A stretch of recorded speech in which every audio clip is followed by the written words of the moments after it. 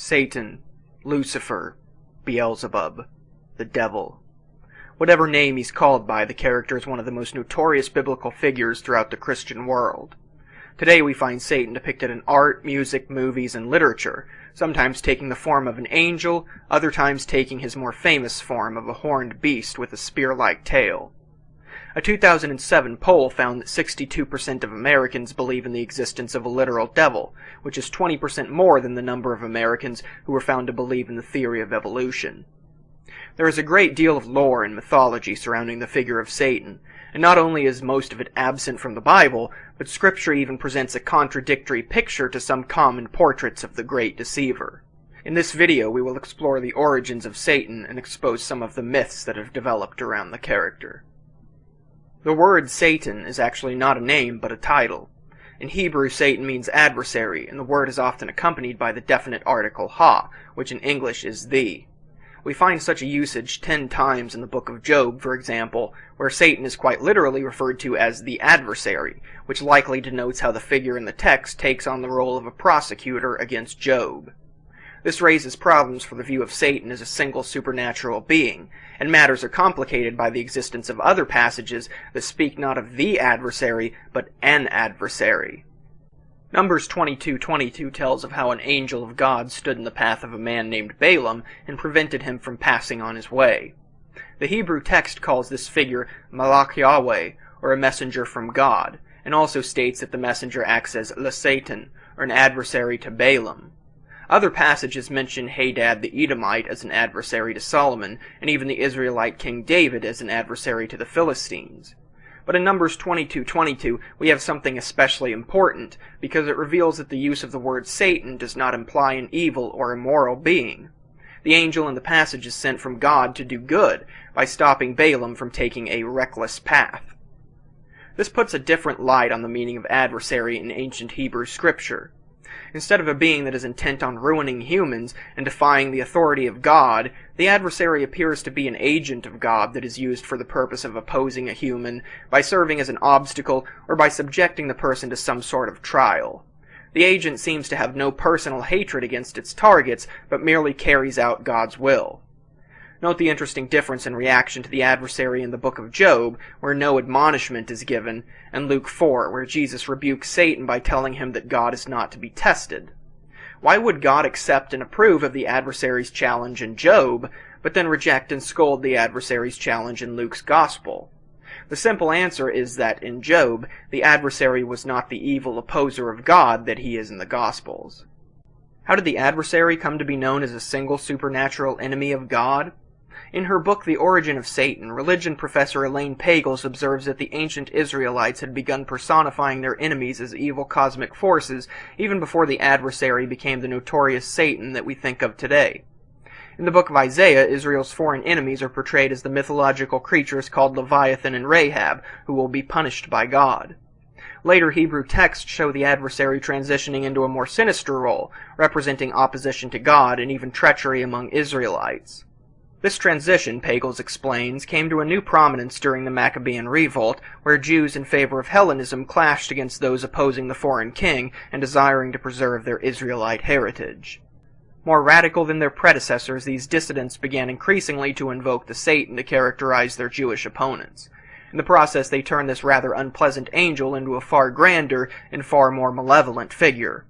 No longer one of God's faithful servants, he begins to become what he is for Mark and for later Christianity, God's antagonist, his enemy, even his rival. But what about the serpent in the garden and the war in heaven? Don't these allude to Satan as a distinct being? The problem is that when separated from the influence of the New Testament, the Hebrew scriptures that contain these stories look quite different. Genesis 3 says nothing about Satan being the serpent. In fact, it identifies the serpent as an animal which God had made.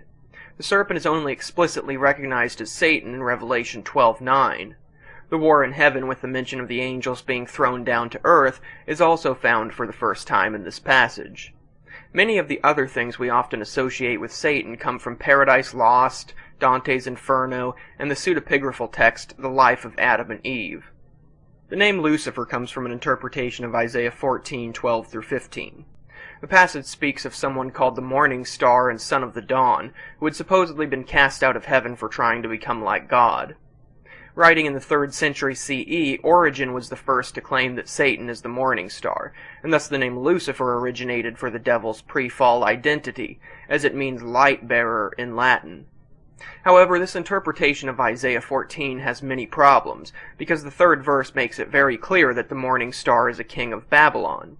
The remarks about the figure raising his throne above the stars of God and then falling from heaven to earth conjure up images of the Tower of Babel, a story likely based on the massive ziggurats the ancient Babylonians were known for building. The later prophecy against the Philistines in verse 28 appears to confirm that the text is literally speaking of the Babylonians, not metaphorically referencing Satan's army of angels or anything of the sort. One further issue is the fact that Jesus is even called the morning star in Revelation 22:16. Another Old Testament passage often interpreted as a reference to Satan is Ezekiel 28:12-19, which describes a person who is perfect in beauty and wisdom, who was in the Garden of Eden, but was then cast out due to pride. Like the Isaiah passage, this one specifically names its subject, who is the king of Tyre in this case, and the subsequent prophecy against Sidon in verse 20 makes this unlikely to be a metaphor for Satan. What's more is that verse 2 plainly states that the king of Tyre is a mere mortal who has lost God's favor because he came to see himself as a god after amassing a fortune and wealth thanks to the great trading skills of the people of Tyre. Only divorcing this passage from its context can make it refer to Satan. The name Beelzebub is commonly understood to mean Lord of the Flies. It occurs in 2 Kings 1, where the Israelite king Ahaziah commands his messengers to consult Beelzebub, the god of the Philistine city of Ekron. Yahweh is not pleased with this and sends Elijah to deliver a message to Ahaziah which ends in the king's death. The association of this name with Satan comes from Mark 3:22, where a crowd of religious teachers accuse Jesus of driving out demons by the power of Beelzebub, who is said to be the prince of demons. However, scholars today believe Beelzebub is an intentional corruption of the name of a real Philistine deity named Baal-zebul. According to some, the original name means Baal the Prince, while others think it was Lord of the High Place or Lord of Heaven. Thus the name Beelzebub is an insulting play on the deity's name, designed to imply that the god is basically crap and its followers like flies. It's a good thing Christians no longer show such disrespect for other religions, isn't it? The history of Satan in art is a fascinating but difficult subject to trace to any specific points of origin. The Bible never gives a description of Satan's physical appearance, but because of the association with angels, many have drawn a connection to the description of the cherubim found in the book of Ezekiel. In the text, a cherub is depicted as a creature with 4 wings, human hands under each wing, and the faces of a lion, ox, eagle, and a human.